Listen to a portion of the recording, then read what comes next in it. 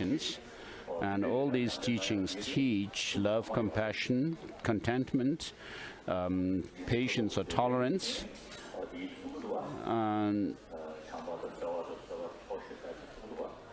so even those non-believers, the theistic religious traditions teach these principles as well as the non-theistic ones. I'm not sure about the Charvakas, the ancient Indian hedonist school of thought, whether they believed in these practices or not. And in the case of Jainism, they really practice these principles of love, compassion, and so forth, especially sticking to vegetarian meals. And so these are very good practices. So, in other words, all these religious traditions teach love, compassion, patience,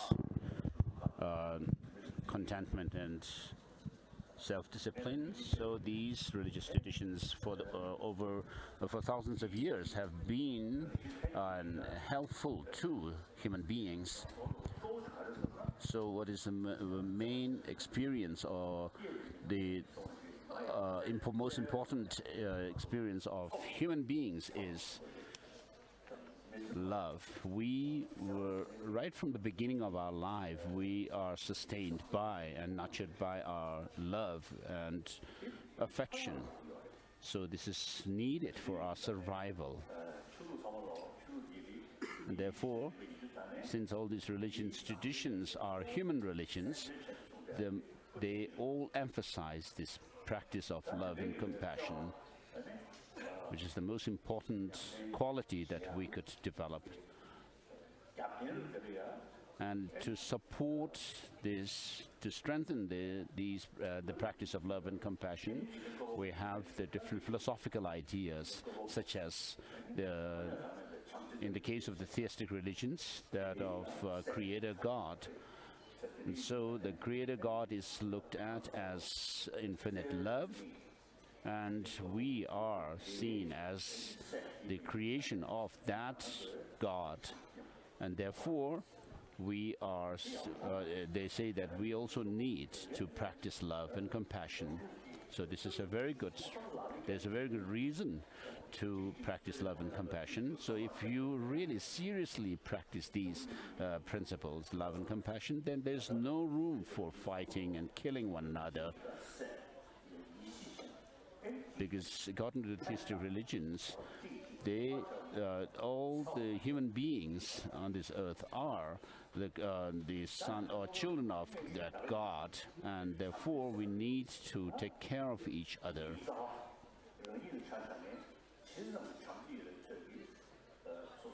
In the case of non-theistic religious traditions,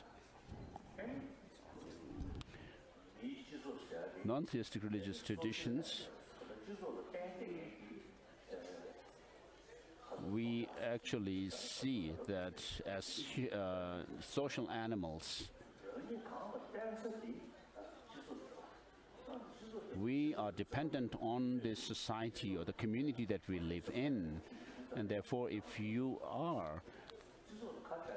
feel yourself close to the society, the people and the members of the society, then you will be happy. So if you remain selfish, like a rhinoceros, you will not have that kind of happiness. So as long as you are living in a human society, you need to practice love and compassion.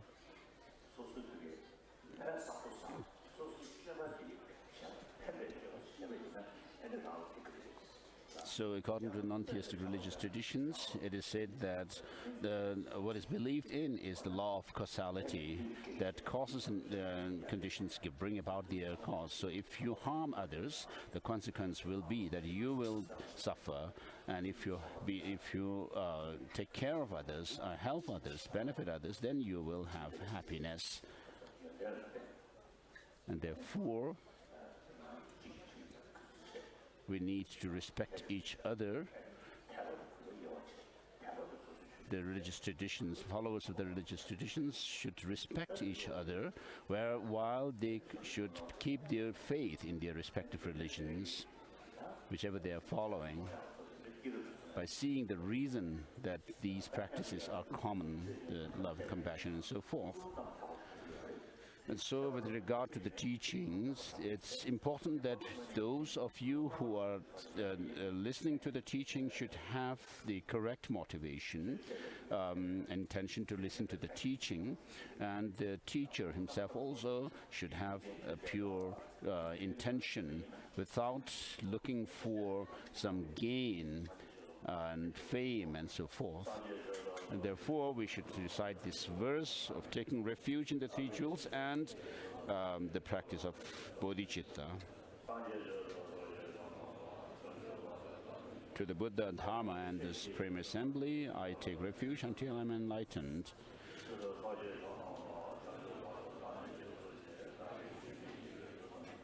Through the practices of generosity and so forth, may I become a Buddha to benefit all sentient beings.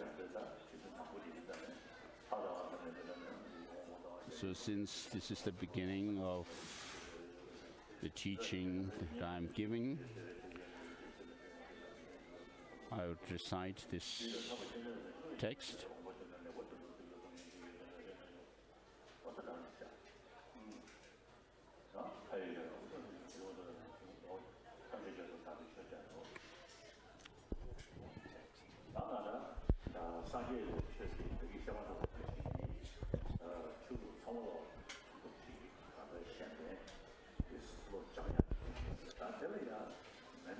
So, the Buddhism teaches that of taking care of others.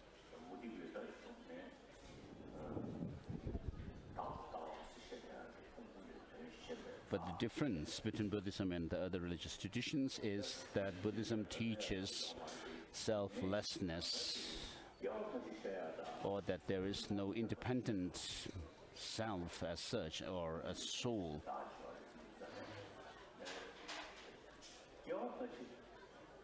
Of course, those traditions which believe in an Atma or a soul say that this goes from one life to the next. And so this soul, the independent soul, which is separate from the psychophysical aggregates, is the basis of their explanation of afterlife, life before and after. So sometimes it looks like this is more convenient to explain reincarnation and rebirth. Whereas in our tradition, Buddhism, it is said that there is no such independent self. But what is said is the subtle mind, the subtlemost mind goes from one life to the next. So in any way, those who do not believe in a creator God,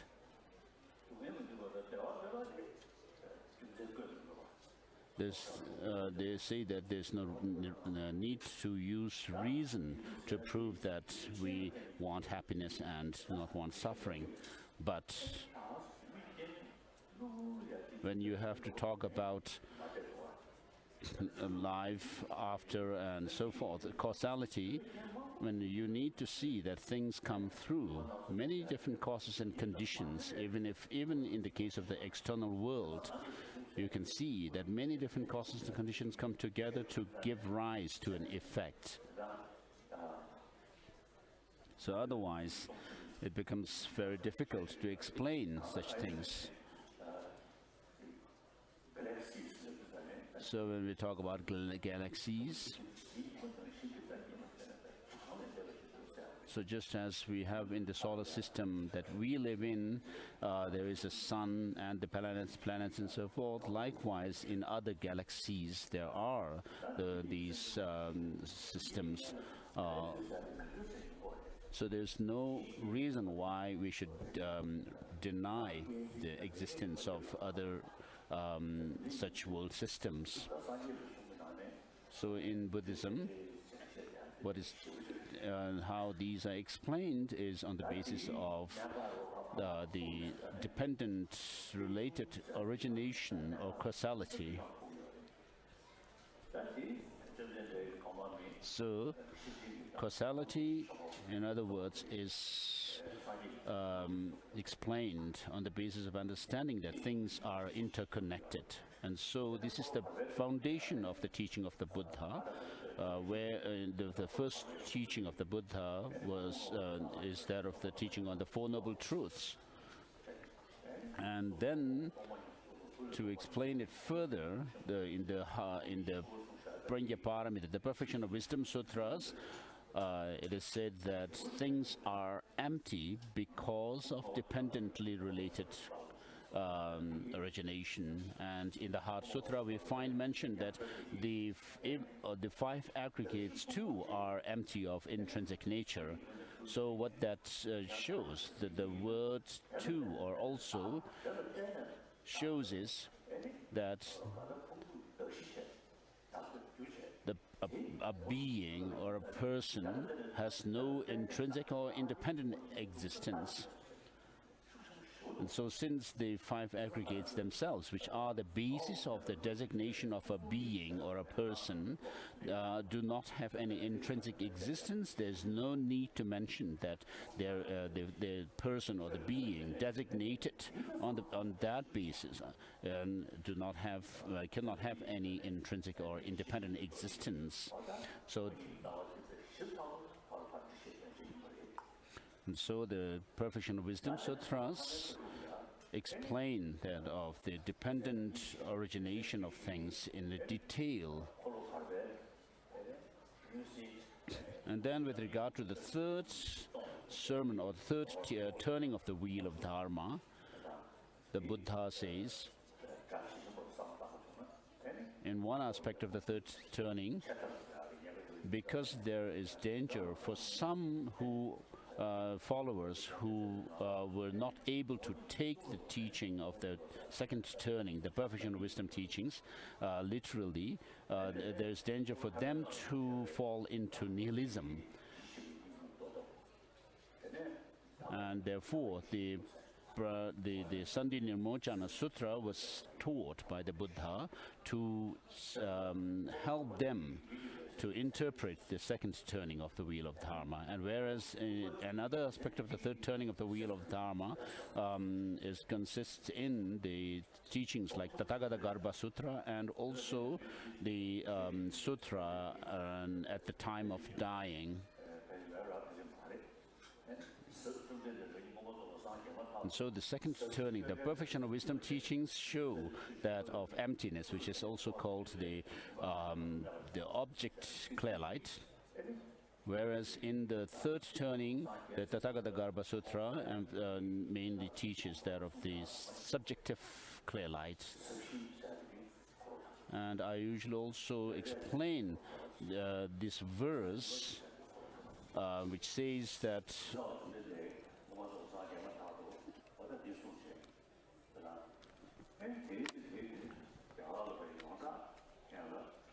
the profound, peaceful, and so forth.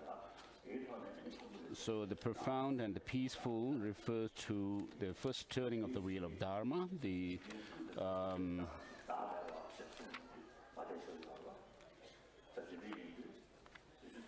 whereas that of the mention of free from elaboration teaches the second turning, and then luminosity and unconditioned refers to the third turning of the wheel of Dharma. So because at the time of the Buddha, the other Indian traditions believed in an independent self, the Buddha rejected that. And regarding the Perfection of Wisdom teachings, Master Nagarjuna explains the teaching of emptiness and dependent origination very clearly in his Mula Madhyamaka Karika.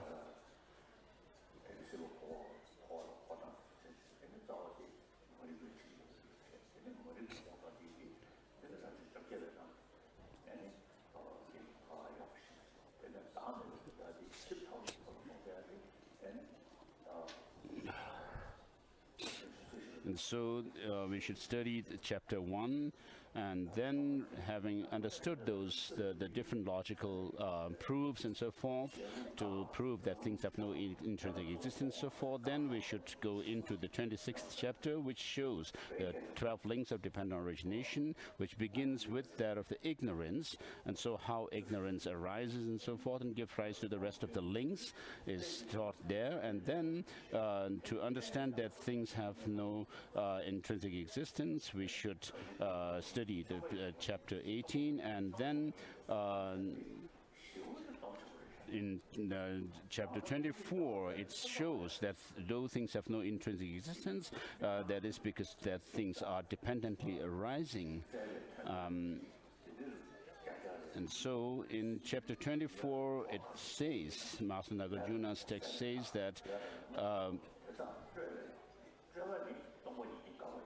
what is dependently arisen is said to be empty and so forth. So since there is nothing which is not dependently arisen, therefore there's nothing which is not empty. And then further, Master Nagarjuna says that by ending or eliminating that of karma and delusions, there is cessation or liberation, and karma and delusions arise from conceptual constructions, and that in turn is rooted in the belief that things have independent existence. And because, and also the Master Nagarjuna says that things have, because of our clinging to things, having some kind of independent beauty or ugliness and so forth, we produce those of attachment, anger, and so forth.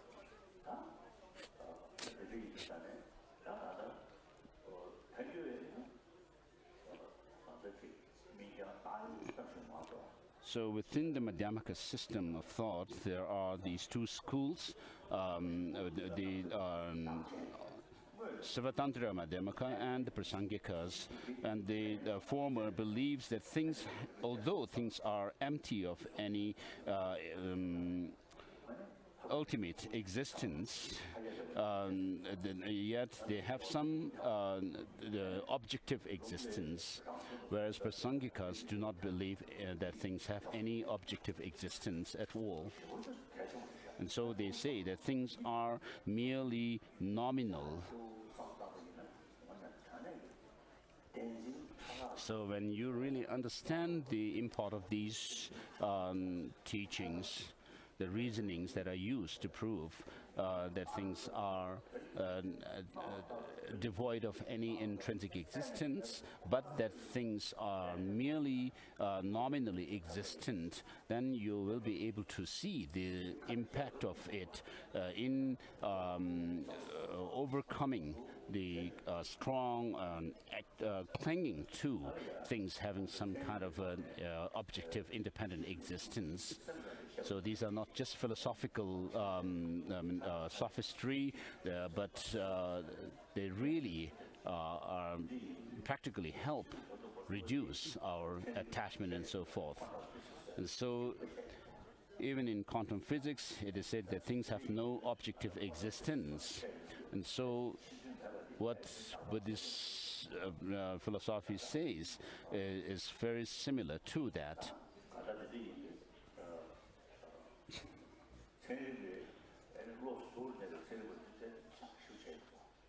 So the unbiased scientists do investigation into how the reality of things. So I met one Indian nuclear scientist. And so he was also someone who had some role in building India's nuclear power.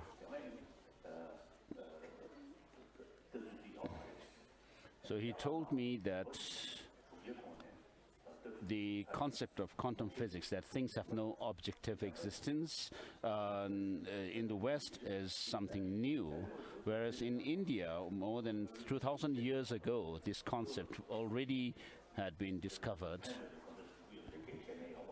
So, of course, the understanding that things have no objective existence is not used in science, the modern science, to combat our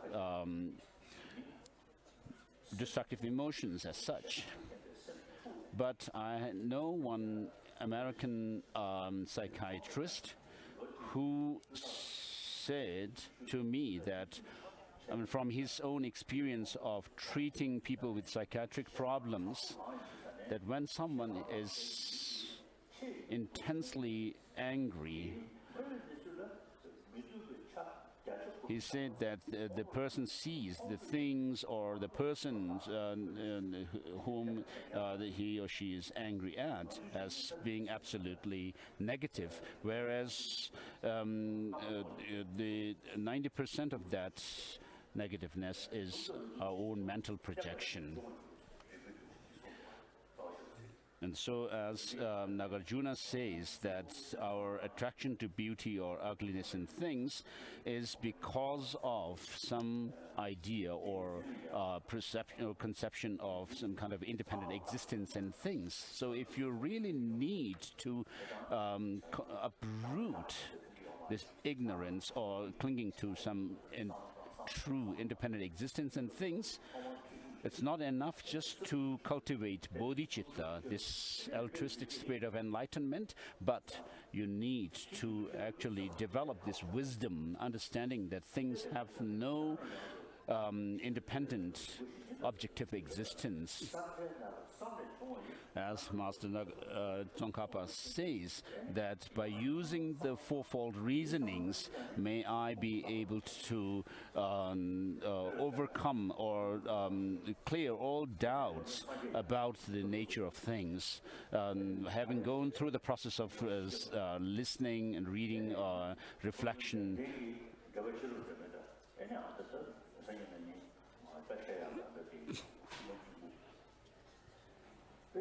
and therefore, in order to really get at this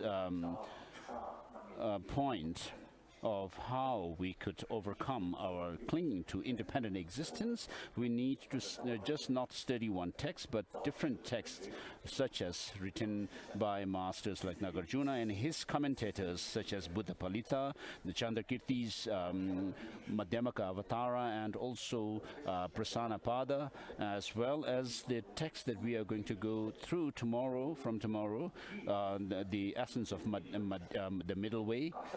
So we need to really read these different texts and see what kind of reasonings there are given by one master to hold on to his own thesis, and how that is rejected by another master through other reasonings. And therefore, by studying these different texts, what we should actually try to develop is gain conviction in the reasonings that are used.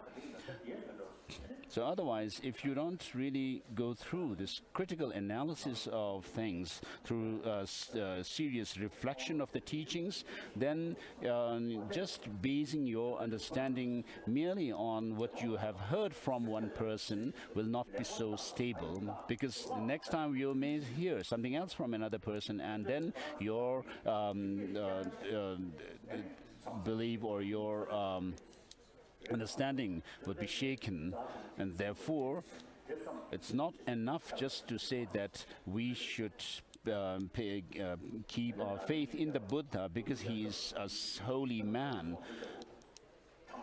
That's not enough. The Buddha himself has said that O monks and scholars, just as of gold is tested by rubbing, cutting, and polishing, likewise, the burning, likewise, you should examine my teaching and then accept it, not because you have faith or devotion in me. And therefore, accordingly, Indian masters have followed this statement and scrutinized the teaching of the Buddha himself, and made the distinction between those teachings which are definitive and those which are provisional.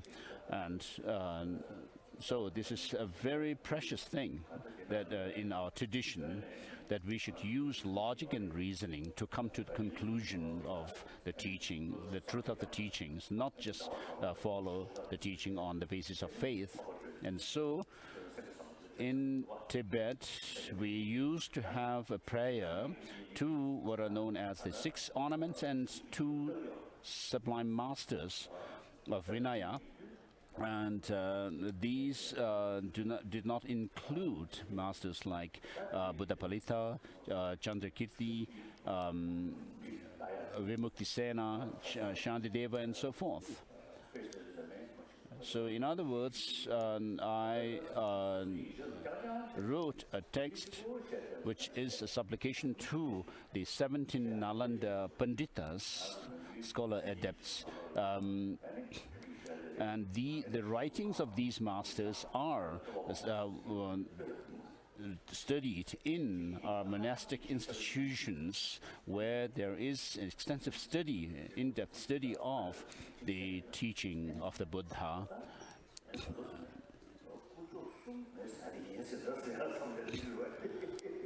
So if you really are not able to follow the teaching of the Buddha on the basis of reasoning, then when people press you for reason, you will not have anything to prove, but you would just swear by the 3 jewels.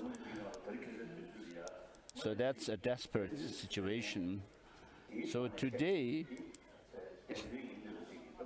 when science is prevalent in the world, which actually do not believe things just because somebody says so, whereas people use lots of reasonings and research and experiment, and therefore at such a time we need really to follow reason. And so the teaching of the Buddha, you'll be able to see the profundity and the specialty of the teaching of the Buddha. And so we will go through the Jataka tales of the Buddha.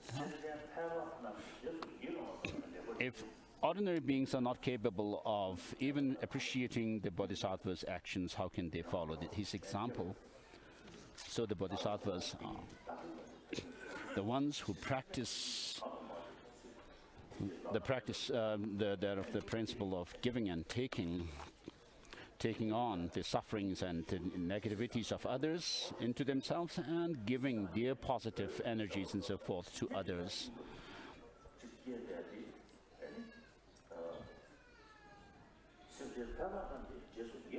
So such an action of the Bodhisattvas are something, if they are not the ordinary beings are not even capable of appreciating it, how can they follow his example? Once the Shibis were ruled by a king whose every action was crowned with virtue. Sanjaya was his name, and a man whose valor, discretion, and modesty kept his passions firmly in check and led him to become victorious and mighty. Chapter 9. Because of his great virtue, Glory Faithful has an honest lover followed him as frequently as a lion guards its den. Due to his constant and strict respect for the elders, he had mastered the mysteries of the Vedas and metaphysics and had become skilled in the administration of justice. His subjects therefore enjoyed the benefits of security and peace and performed their tasks with the utmost joy and devotion.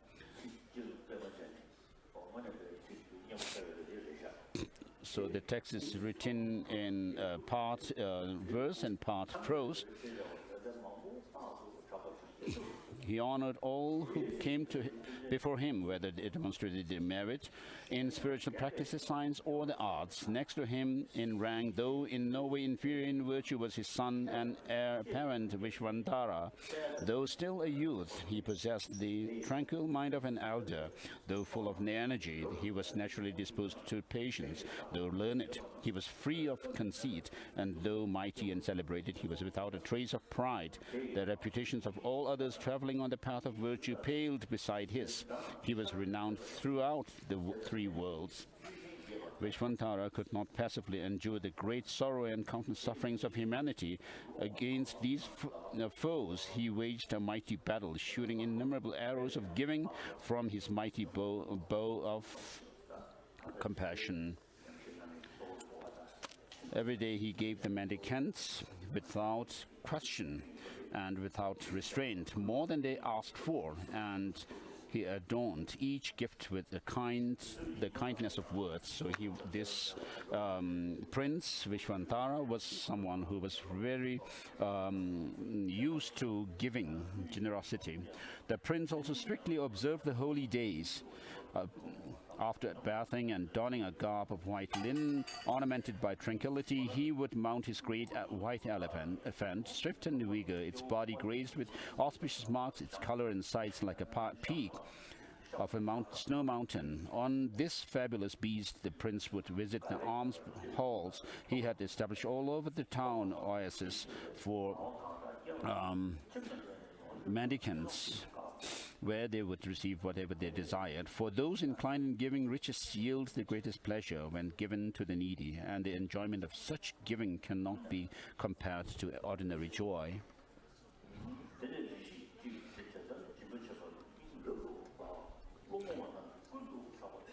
Words of such extraordinary charity, proclaimed everywhere by the happy beggars, spread far and wide. Soon a neighboring king heard the prince's generosity and conceived a crafty plan to rob the prince of his royal elephant by deceiving him through his passion for almsgiving. To bring this about, the rival king dispatched a group of Brahmins to the land of the Shibis.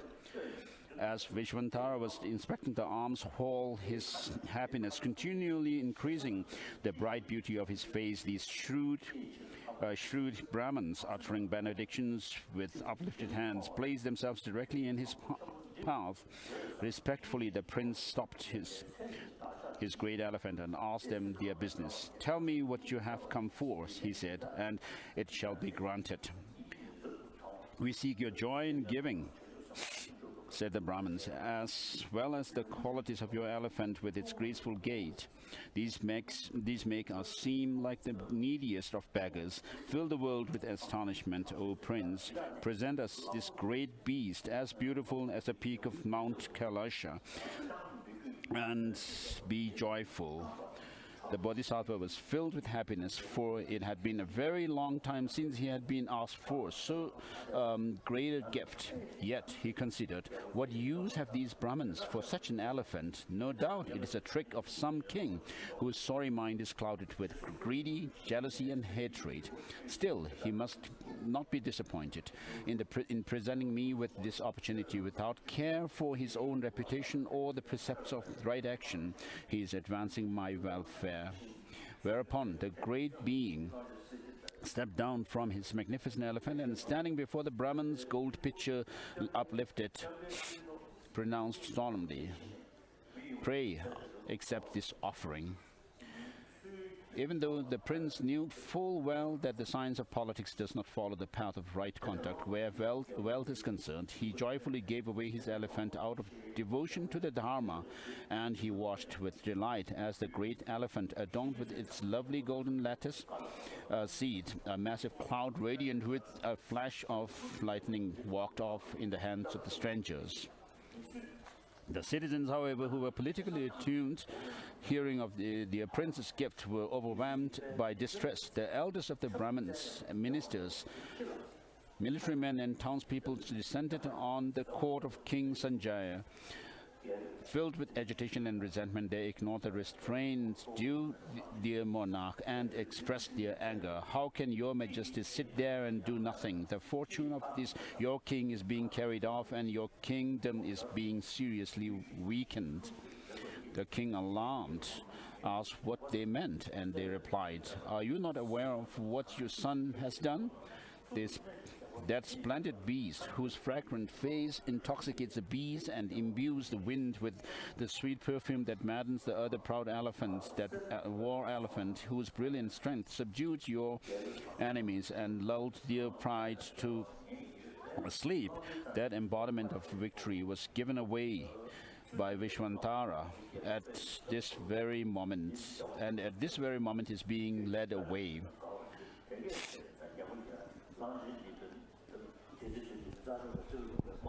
So, of course, in those days, elephants, such elephants are considered very valuable because they could be used in wars and battles against their enemies.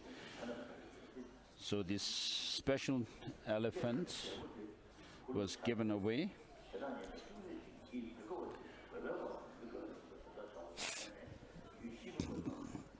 Grain, clothes, food, gold, such are the goods fit to give to Brahmins. Parting with our strongest elephant, symbol of great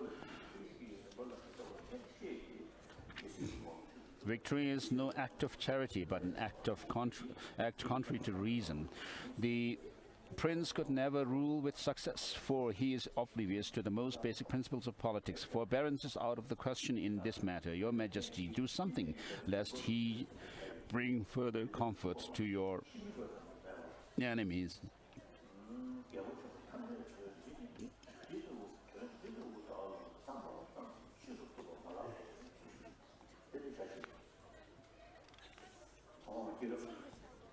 So the king loved his son deeply. On hearing such words, he was not kindly disposed towards the speaker. So the Kadam tradition that spread in Tibet, there are three strands of this lineage. Kadam Lamrimpa, the stages of the path tradition, and then the Kadam Shungpawa, the scholastic tradition, and Kadam Mengakpa, the pit instruction lineage. So Kadam Shungpawa, the scholastic tradition, used 6 texts for their study of the teaching, which consists of the Uddhana Varga, and then this Jataka tales, and then the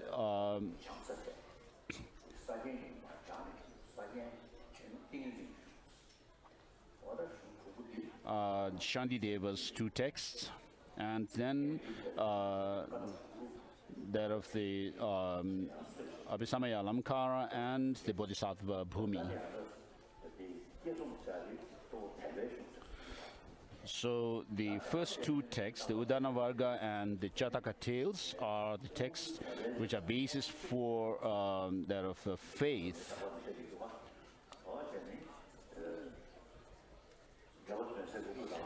So in the case of the followers of the teaching, there are 2 types of beings. One of the intelligent ones, and then those of the less intelligent ones. So Master Haribhadra, who comments on Abhisamaya Alamkara, mentions these 2 types of followers of the teaching. And those who are the intelligent ones actually do not immediately grow faith in the teaching, but they follow reason, and they actually check what the content of the text is, and what's the purpose of writing the text, and the link or the connection between the earlier and the later parts, and the ultimate purpose.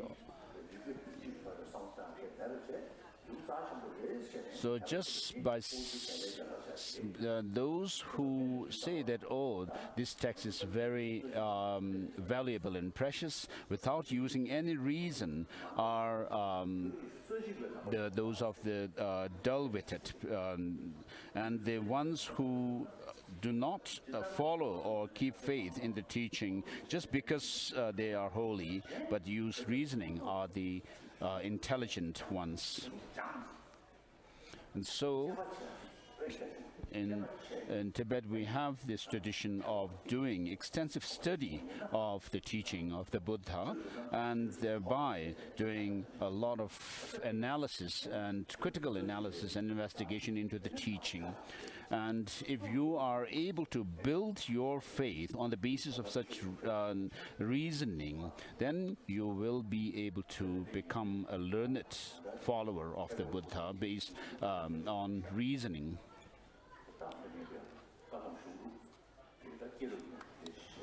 So I stop the Jataka tale. And next, I'm going to teach the 8 verses of mind training, and in praise of the dependent origination. So the text that you have been given has both the Tibetan, Chinese, and English.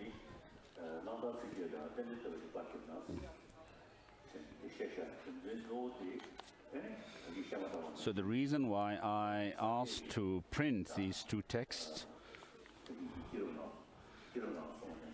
as it is said in the Jataka tales, regarding bodhicitta, which regards others more important than oneself alone. So bodhicitta, which is based on reasoning and seeing that the faults and the disadvantages of self-cherishing attitude, and seeing the benefits or the advantages of cherishing others over oneself. So for this, this practice of bodhicitta based on understanding the disadvantages of, in other words, equaling and exchanging self and others. The text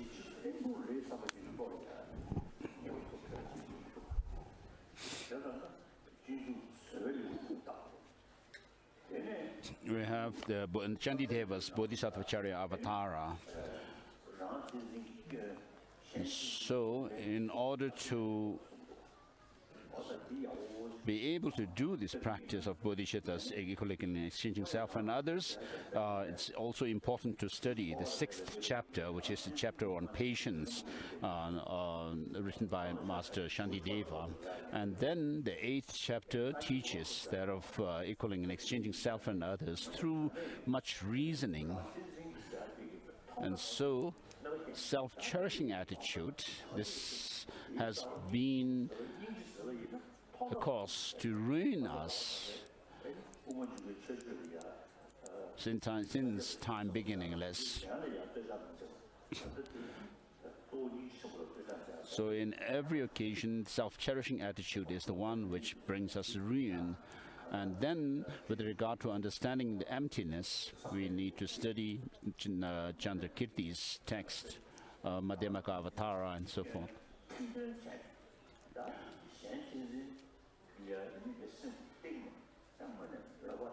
So Shantideva's Bodhisattvacharya Avatara really could cause us to see the real disadvantage or the pitfalls of self-cherishing attitude and the qualities of the good qualities of cherishing others over oneself.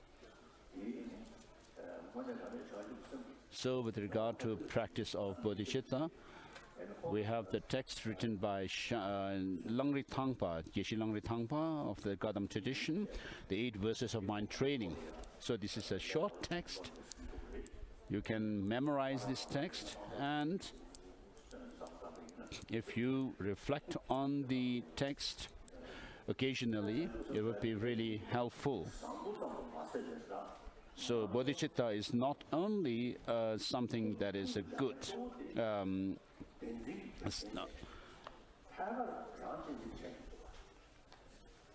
motivation. So as Shantideva says, if you are not able to exchange your joy and happiness with the suffering of others, leave alone reaching Buddhahood, even in samsara you will not have happiness. So if you remain selfish, leave alone reaching Buddhahood, the omniscient state, but even in this life you will have lots of problems, disturbances. If you look at the world today, even human beings, of course the scientists say that, the basic human nature is compassionate. So we are brought up through the love and care of our mother. Mother breastfed us with love and compassion. And so love and compassion are the factors which bring us together, whereas anger, hatred actually expel others from us. If you don't think of others, you will remain lonely, because you need to depend on the community or the society that you live in. Whereas if you don't take care of the community at large, then you will have all kinds of suspicions, doubts, and accordingly all kinds of negative states of mind, such as attachment, anger, and so forth, arises. So the natural disasters are something that are beyond our control, whereas because of our selfish attitude, not really thinking of taking care of others, whether they are big or small nations, they always have problems. Even at the family level, if you are selfish all the time, you'll not have happiness in the community, in the family. Even with regard to animals like cats, if there is a cat who is always selfish, the rest of the cats will not come to that, and that selfish cat will remain lonely. So it is true what Master Shantideva has said, that selfish attitude will not lead to Buddhahood, leave alone reaching that. Even in this cycle of existence, you will not have happiness.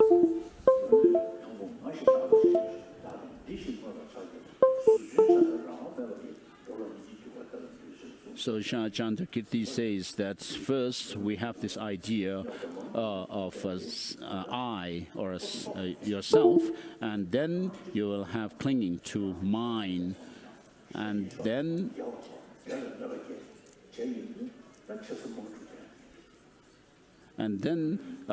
this will have a repercussion on yourself, like that of a water wheel that is constantly turned by the water of our grasping at the self, independent self.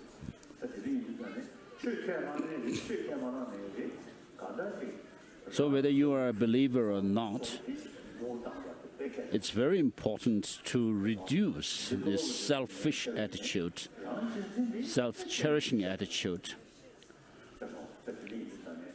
So even those believers of theistic religions could see the pitfalls of self-cherishing attitude.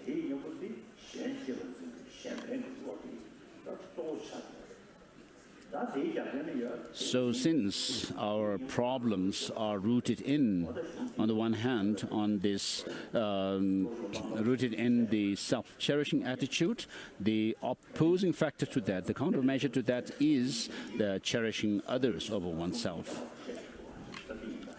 So this 8 verses of mind training teaches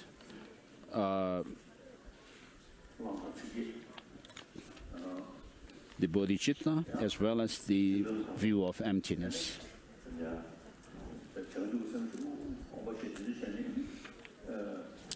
So because of reflecting on bodhicitta, And Master Langri Thangpa's Dorje Sengye was also known as the Lang Thangpa, with a serious face all the time. He was said to cry constantly, with a determination to achieve the highest aim for the benefit of all sentient beings, which surpasses even the wish-fulfilling gem. May I hold them dear at all times. So maybe I first received a teaching on this text from Tata Rinpoche. In any case, I have received the teaching from Gyabje Tshang Rinpoche as well. So the higher rebirths that we seek, they come through independence on others. So a good life in the next rebirth comes through dependence on other sentient beings.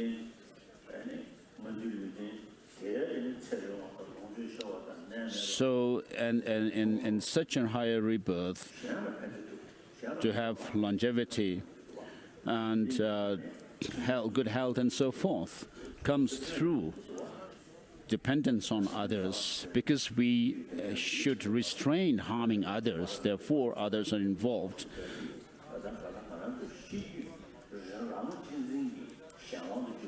So in other words, what we should do is this mind that we have, which is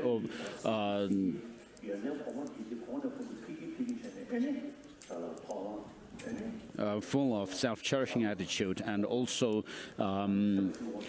grasping at true existence of things, should be transformed so that you are able to progress along the path and tread the five-tiered path, culminating in that of omniscient state. So the understanding of emptiness serves as the antidote to our negative, destructive mental afflictions, and this, to support that, we should have the bodhicitta. Whence whither I interact with someone, may I view myself as lowest amongst all, and from the very depths of my heart respectfully hold others as fondly superior. So disregarding others happen to us. When we, for example, when we give some alms to beggars, we actually have this attitude of looking down upon the beggars. Whereas what we should do is give respectfully to that beggar.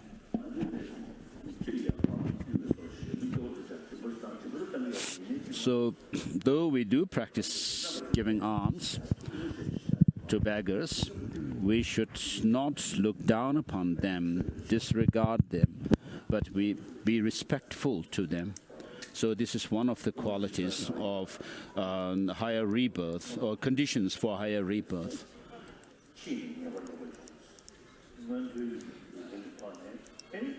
So Master Nagarjuna's Ratnavali mentions that there are two aims that we should achieve. One is higher rebirth and the other is definite goodness. And so in order to reach definite goodness, which is liberation and enlightenment, we should first achieve that of higher rebirth.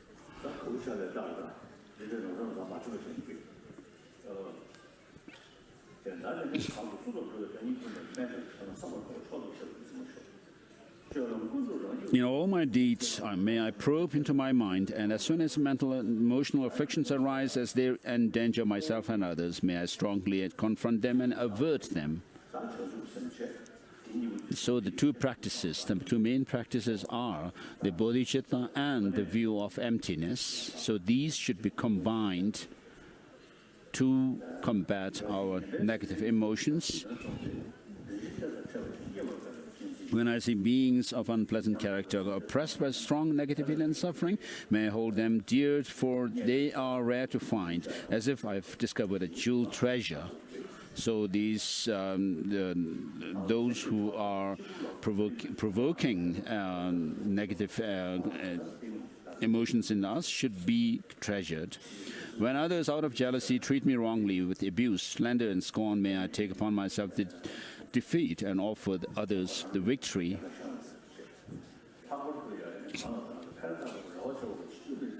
And especially when someone whom I have helped or in whom I have placed great hopes mistreat me in extremely hurtful ways, may I regard him still as my precious teacher.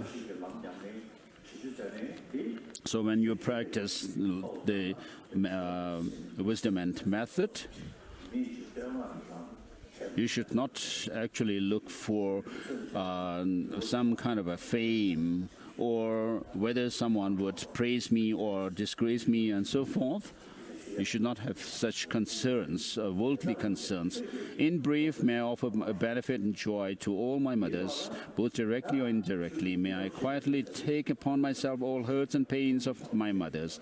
May all this remain undefiled by the stains of the 8 mundane concerns. So on top of avoiding the mundane concerns, you should be able to see that things are like illusion. And therefore it says, and may I, recognizing all things as illusion. So here we need to understand how things exist. We need to do investigation into the reality of things, whether they exist the way they appear to us or not. And so for that, we should study Mula Madhyamaka Karika and Buddha Palita.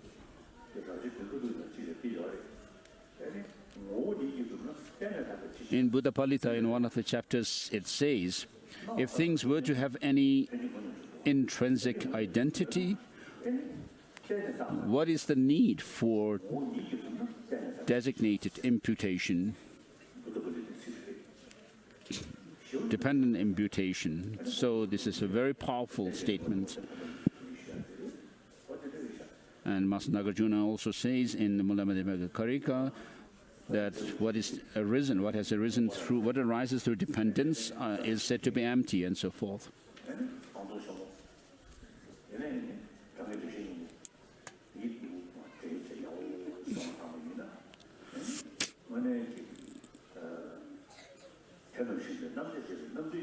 So if you study in depth these texts on Madhyamaka philosophy written by Master Tsongkhapa, such as the commentary on Mula Madhyamaka Karika, which is called the Ocean of Reasoning, and then the insight sections of Lamrim Chemo and its the smaller Lamrim, and also that of the distinguishing the definitive and the provisional teachings. To understand this, understand the teaching of emptiness, it would be really helpful. So by studying these, what you actually come to understand is that things are dependently originated, and therefore through this understanding, what happens is that you will gain the insight into how things have no existence. Things do not exist the way they appear to us. And therefore, you see the illusion-like nature of things.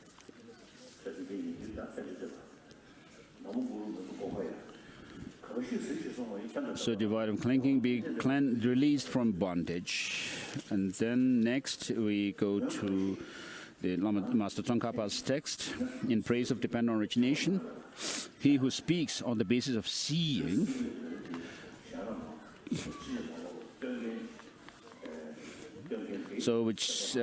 that makes him the knower unexcelled, and he who speaks on the basis of teaching, that he becomes the teacher unexcelled. So what that refers to is, I bow to you, O conqueror, you who saw dependent origination. So seeing dependent origination is what is referred to as making the Buddha the teacher and the knower unexcelled. John Lama Rinpoche, in his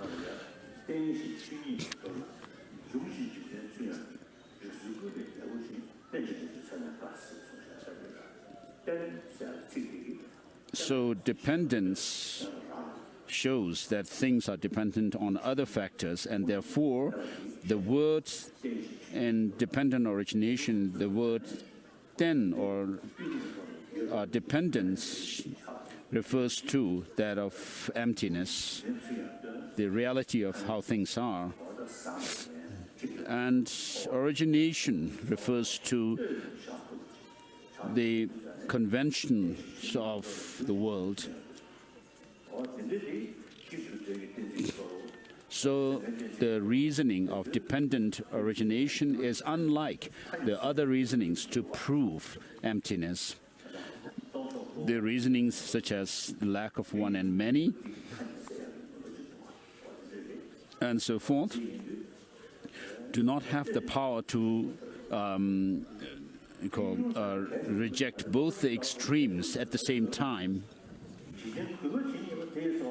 So what is the purpose of the teaching of dependent origination is said in the next verse. Whatever degenerations there are in the world, the root of all these is ignorance. So this root of suffering, as Buddha taught even in the first teaching of the Buddha, the Four Noble Truths. So suffering do not come without any cause. Even in the case of theistic religions,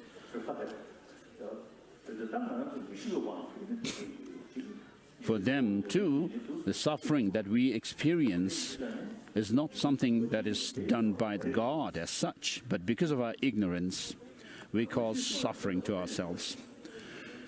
You taught that it is dependent origination, the seeing of which will undo this ignorance.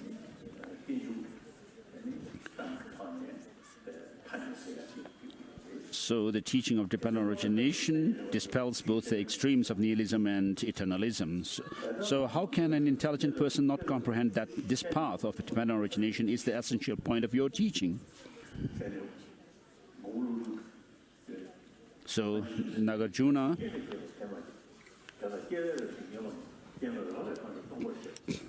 as it is said in a sutra, which says that what arises through conditions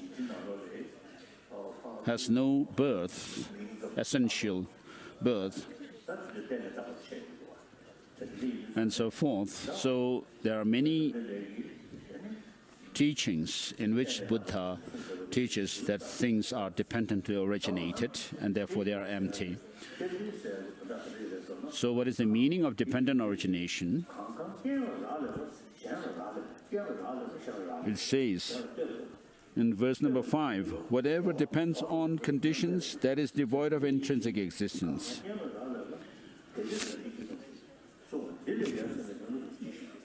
So what is dependent on others do not have any intrinsic independent existence. What excellent instruction can there be more amazing than this proclamation? By grasping at it, the childish strengthens bondage to extreme views. For the wise, this very fact is the doorway to cut free from the net of elaborations. So, of course, people might use the reason that things do have intrinsic existence because this is what we see, that things are there, and that things do not happen just because we think this is so, such and such.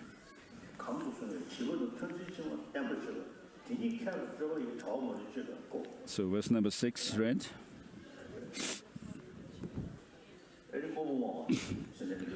The realists, or in other words, those who assert some objectivity in things, what the reasons that they use to try to prove that things have some objective intrinsic existence is what the Prasangikas use to prove that there's no intrinsic existence. Since this teaching is not seen elsewhere, you alone are the teacher. Like calling fox a lion for the Tirthika, it would be a word of flattery. Wondrous teacher, wondrous refuge, wondrous speaker, wondrous savior, I pay homage to that teacher who taught well-dependent origination to help heal sentient beings. O benefactor, you have taught the purest reason to ascertain emptiness, the heart of the teaching. This way of dependent origination, those who perceive it as contradictory or unestablished, how can they comprehend your system? So for the non-Buddhists, who believe in an independent self, separate from the psychophysical aggregates, whereas the Buddhist tradition asserts that a person or a being is designated on the basis of the psychophysical aggregates. And so, for those who believe in an independent self or a soul, saying that the self does not have any intrinsic existence because it is dependent is a contradictory reason. Whereas for the realists, the Buddhist realists, for example, for them this reasoning is,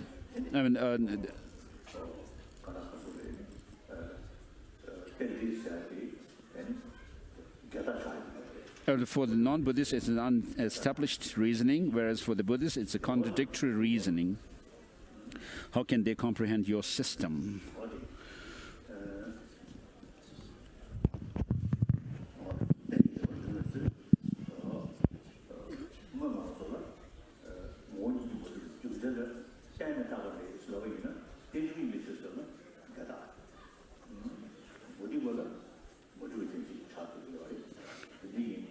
So for the non-Buddhists, this reasoning of dependent origination to prove that things have no intrinsic existence is unestablished, whereas for the Buddhist realists, it's a contradictory reason. For you when one sees emptiness in terms of meaning of dependent origination, so the emptiness means that things do not exist the way they appear to us, and as intrinsic or independent existence.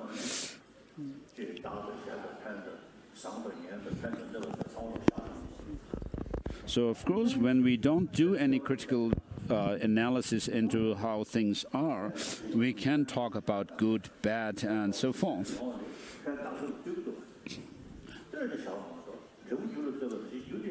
So when we say that something is beneficial to something else, it shows that what comes from those things is dependent on that which benefits them. And so just like cause and effect. So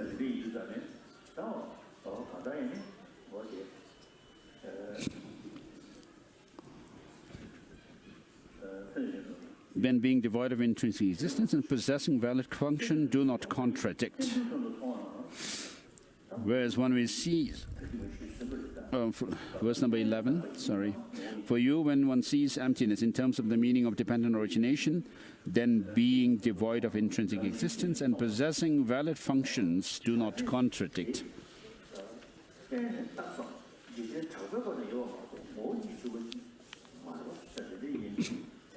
So the actions and the agents and so forth are still valid in terms of dependent origination.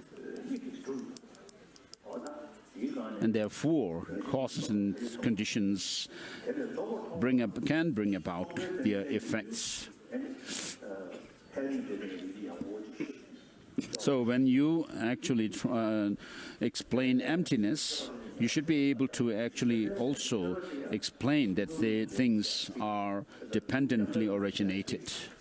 You may use the terms like devoid of elaboration and so forth.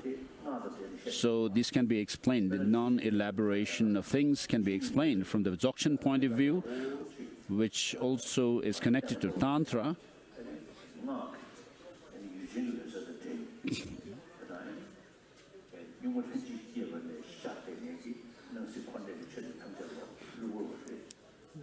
Because when we explain the Dzogchen view, it has to be explained on the basis of understanding the Tantric teaching of subjective clear light, from which it is explained that everything else arises. So in the case of Mahamudra too, this is the case. This is true. So Mahamudra and Dzogchen, or the Great Perfection, are related with the clear light, subjective clear light mind. So you can understand this from the teaching of the Master Tsongkhapa's tantric teachings. Whereas when one sees the opposite, since there can be no function in emptiness, nor emptiness in what has functions, one falls into the dreadful abyss you maintain. Therefore, in your teaching, seeing dependent origination is hailed that too, not as an utter non-existence, nor as an intrinsic existence.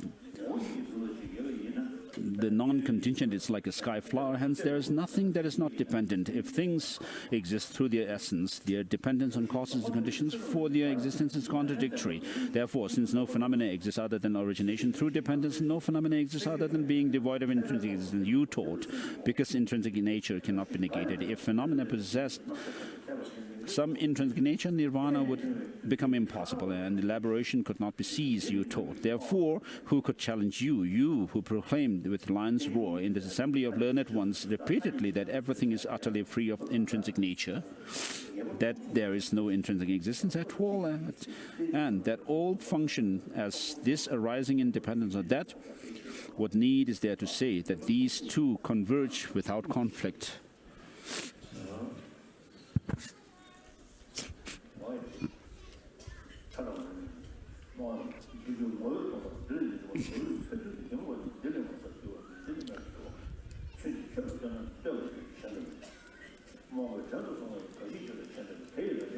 So verse number 22.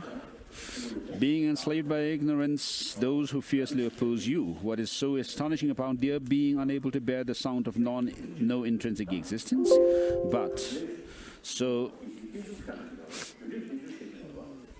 those of the Buddhists do assert dependent origination of things, from the Vaibhashikas up to Prasangikas, but having accepted dependent origination, the precious treasure of your speech, then not tolerating the roar of emptiness. This I find amazing indeed. The door that leads to non-intrinsic existence is this unexcelled door of dependent origination. Through its name alone, if one grasps at intrinsic existence, now this person who lacks the unrivaled entrance will well traveled by the noble ones. By what means should one guide him to the unexalted path that pleases you? Intrinsic nature, uncreated and contingent. Dependent origination, contingent and created. How can these two converge upon a single basis without contradictions? Therefore, whatever originates dependently through the, though primordially free of intrinsic existence. So if you do critical analysis, things do not have any intrinsic existence right from the beginning. But to us, because of our habituation with seeing the things having some kind of, the habituation with the ignorance, we see things having intrinsic existence. Appears as if it does possess intrinsic existence, so you taught all this to be like illusion. Through this very fact, I understand well the statement that to what you have taught, those opponents who challenge you cannot find faults that accord with reason. Why is this so? Because by declaring these, chances for reification and denigration towards things seen and unseen are made most remote. So with regard to the teaching of the Buddha, as I said earlier, we should follow the threefold process of listening or reading the teachings and reflecting on them and then meditating. So we should be able to use reasonings that really triggers transformation in us. And through this very path of dependent origination, the rationale for your speech being peerless, convictions arise in me also that your other words are valid too. You who speak excellently by seeing as it is.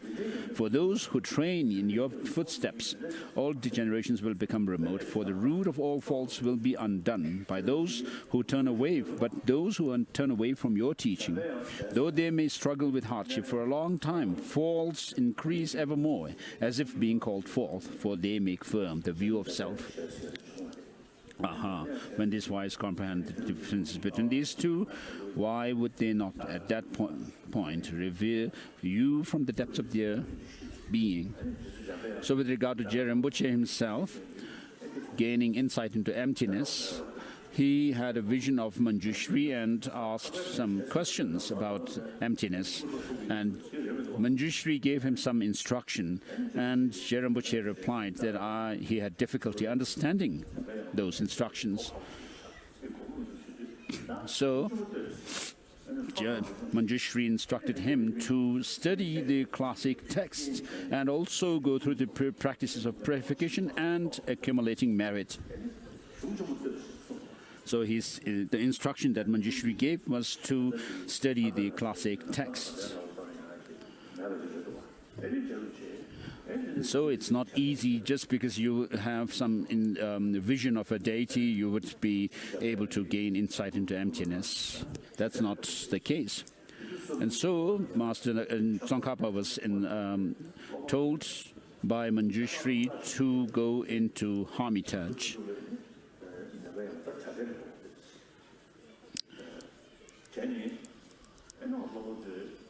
And so at that point, his disciples said to Tsongkhapa that if you leave all these students, all these many students from whom who would rely on you for teachings, and go to reclude an isolated place, then you would be criticized by others.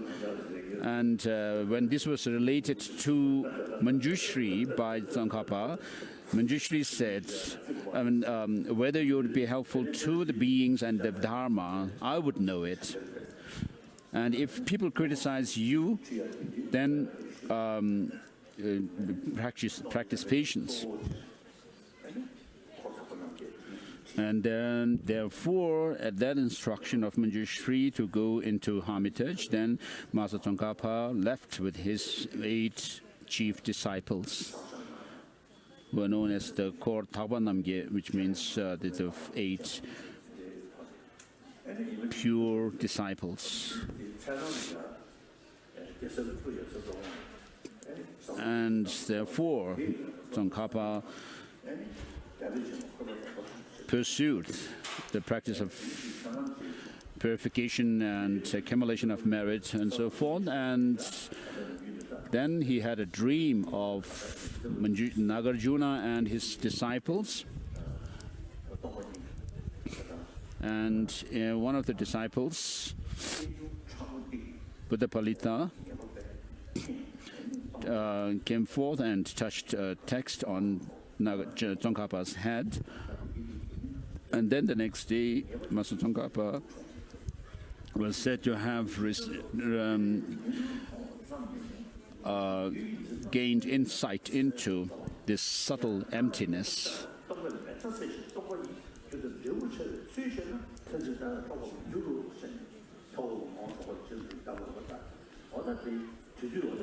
And so Tsongkhapa was able to find this true insight into emptiness, where he was able to bring this understanding of dependent origination together with that of emptiness without contradiction.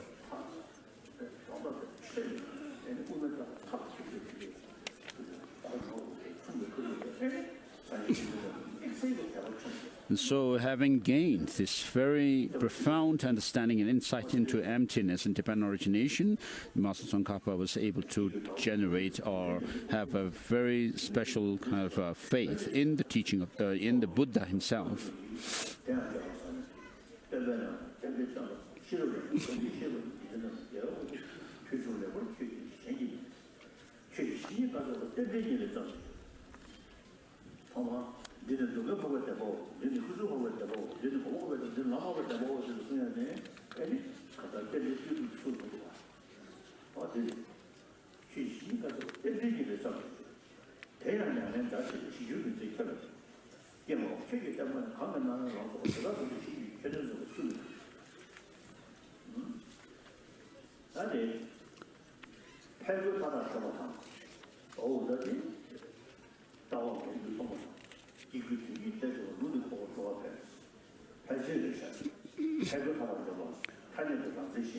So alas, your teaching is such, in whosoever's ear it falls, they all attain peace. So who could not be honored to uphold your teaching? And the next verse, it overcomes all opposing challenges.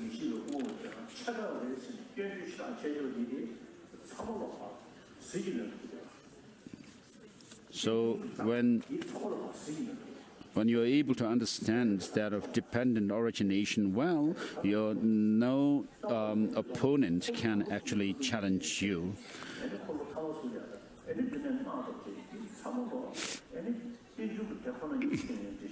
So because the Buddha's teaching, from beginning with those of the teaching on the Four Noble Truths up to the third turning of the wheel of Dharma, could be explained on the basis of how things are dependently originated, and therefore it is said it overcomes all opposing challenges. It's free from the contradictions between earlier and later parts. It grants fulfillment of being's two aims.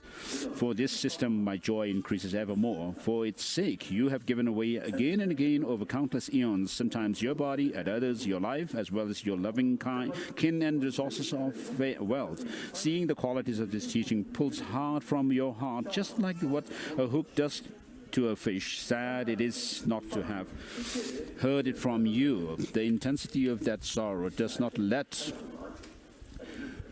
go of my mind, just like the mind of a mother constantly goes after her dear child. Here too, as I reflect on your words, I think, blazing with the glory of noble marks and hallowed in a net of light rays, this teacher, in voice of its pristine melody, spoke thus in this way.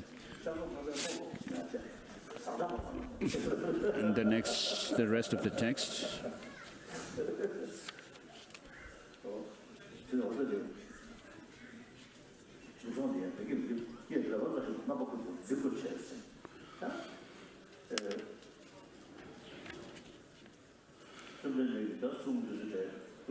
Appears in mind, it suits me as the moon's rays heal fever's pain. This excellent system, most marvelous, some individuals who are not so learned have entangled it in utter confusion, just like the tangled Balvazar grass.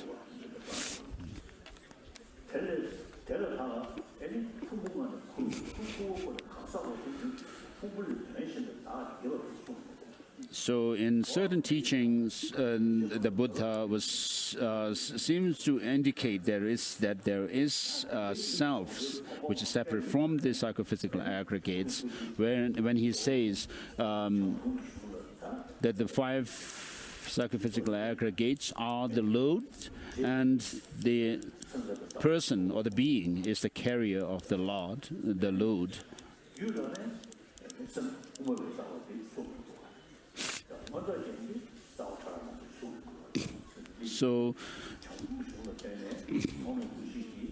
So based on the teachings of Maitreya, Master Sangha and his followers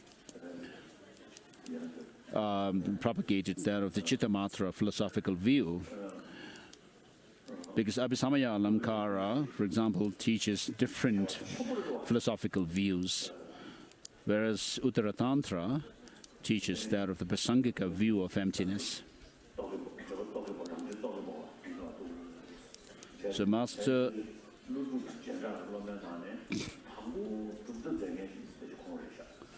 So if you look at Master Bhaviveka's writings, which is the essence of Madhyamaka, and also its auto-commentary, the Bleeds of Reasoning, you'll be able to see that perhaps he was the first amongst the disciples or the followers of the Master Nagarjuna to write a text on philosophical systems.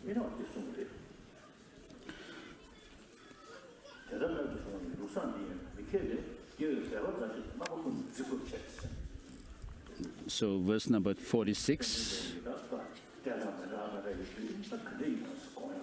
shows how Tsongkhapa was intrigued to find all kinds of interpretation of the teaching of the Buddha.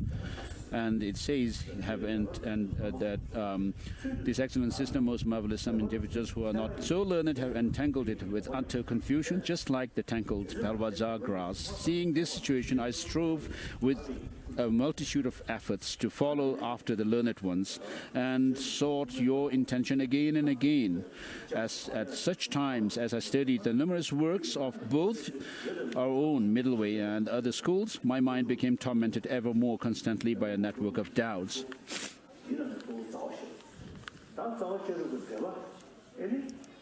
So the texts that Master Tsongkhapa studied are the commentaries to Mula Madhyamaka Karika, but the main text is that of Mula Madhyamaka Karika itself.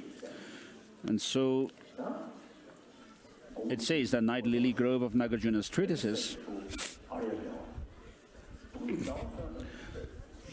So the six treatises of, or the collections of reasoning are the treatises written by Master Nagarjuna, and the main one of these six is that of Mula Madhyamaka Karika. So Nagarjuna, whom you prophesied, would unravel your unexalted vehicle as it is, shunning extremes of existence and non-existence, illuminated by the garland of white light of Chandra, Master Chandra Kirti, Chandra's well-uttered insights. So here this refers to his two main texts, which are Prasana Pada, the lucid word, and the entering the middle way, Madhyamaka Avatara. Chandra, whose stainless wisdom orb is full, who glides freely across the scripture's space, who dispels the darkness of extremist hearts and outshines the constellations of false speakers. When through my teacher's kindness I saw this, my mind found a rest at last. Of all your deeds, your speech is supreme, and so forth. So in order to see how one should follow the teaching of the Buddha, it is said here,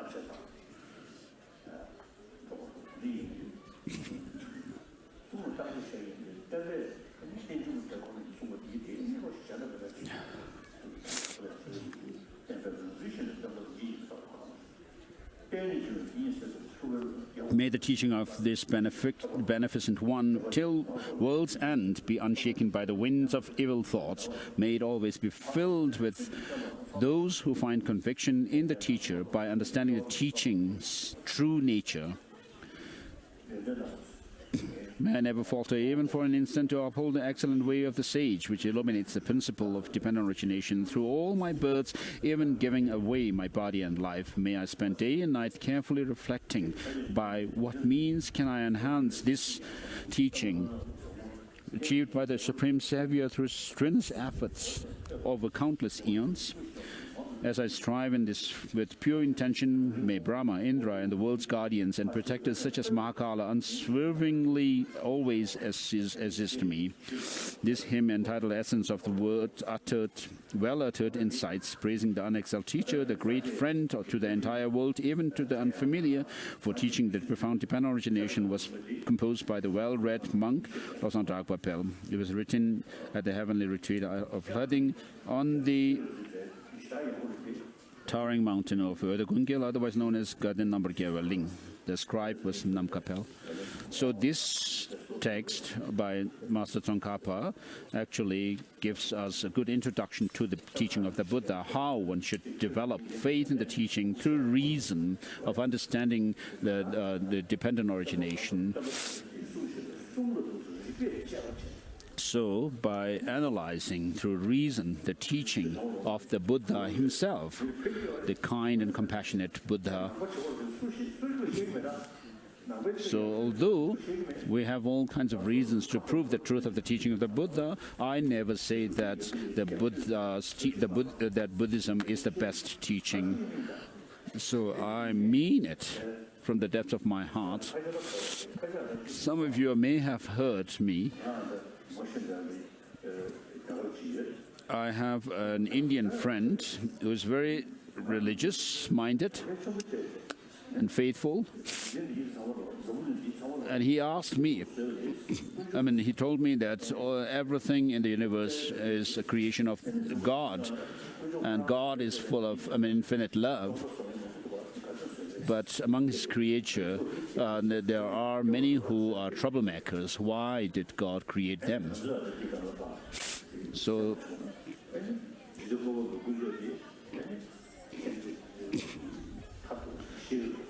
And then the God, the Creator, is also said to be almighty, full of love and mercy, and also omniscient. So if you look at the world today, rife with troubles, it seems that the time has come for God to withdraw the universe.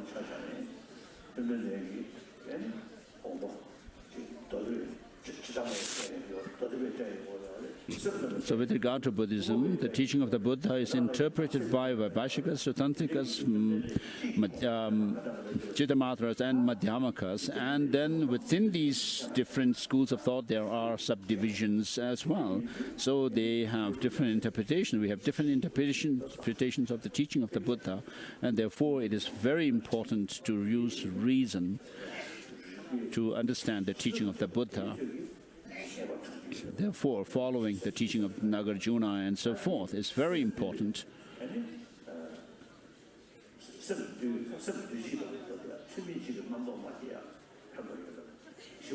So the teaching of dependent origination and emptiness is to bring transformation within us, so that we are not led astray by our inappropriate mentation.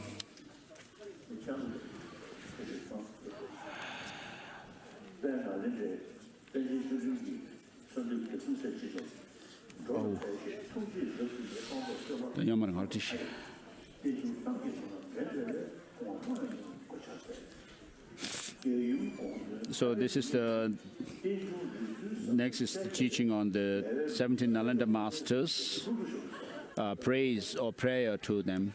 First is the verses homage to the Buddha, and then next comes a praise to Master Nagarjuna.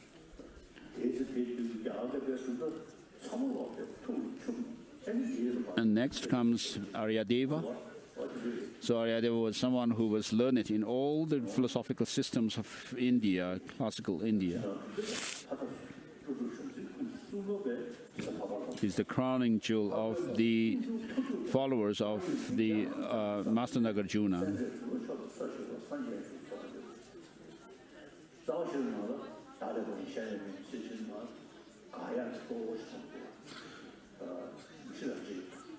So in Mulamadhyamaka Karika, the negative logic is used,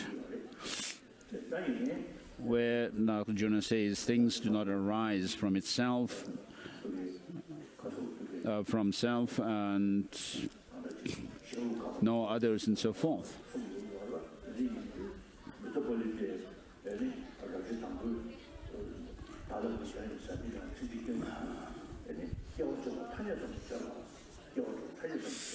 So Buddha Palita comments on these verse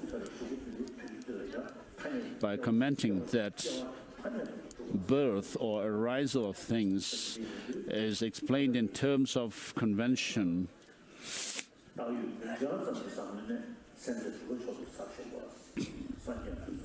So next verse is praise to Master Buddha Palita.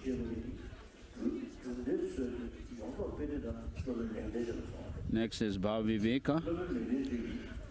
Master Bhaviveka wrote the Lamp of Wisdom, which is a commentary to Mulamadhyamaka Karika, and he actually raises doubts about how the interpretation of Buddha Palita, and because of because of pointing out those doubts, the Chandrakirti was able to come up with his criticism or refutation of Bhaviveka in writing Prasanapada and so forth.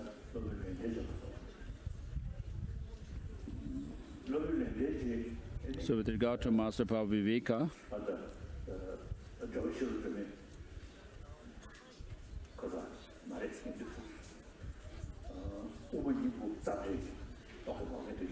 so he wrote the Essence of Madhyamaka and its auto-commentary, Targajwala, as I mentioned earlier.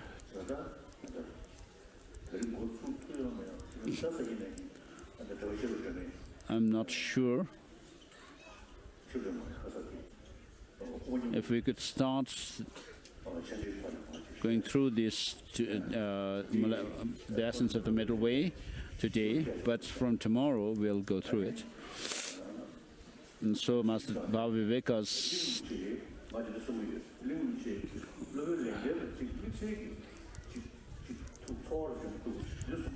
a lamp of wisdom is very important text. And Ling Rinpoche, my late senior tutor, used to tell me that he had a special kind of a feeling that he felt towards Bhaviveka.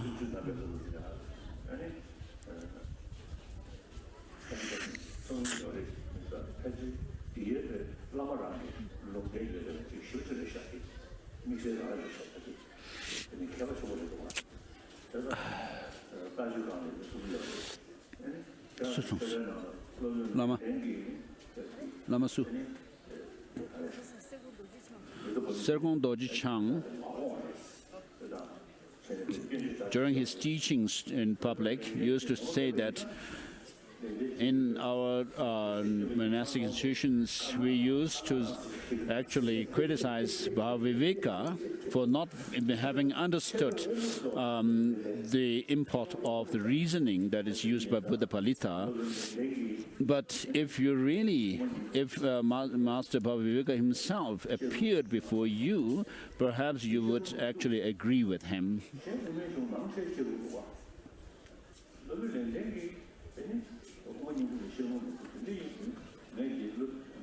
So many of the Madhyamaka texts have the transmission that we could receive, but Master Bhaviveka's Madhyamaka Hridaya does not have that transmission, and therefore I asked Khenpo, Sakya Master Khenpo Kunga Wangchuk to write an annotated commentary to this text so that I could receive the transmission of it. And so I feel that I have made some contribution to this, to pass on this transmission of the Madhyamaka, essence of the Madhyamaka.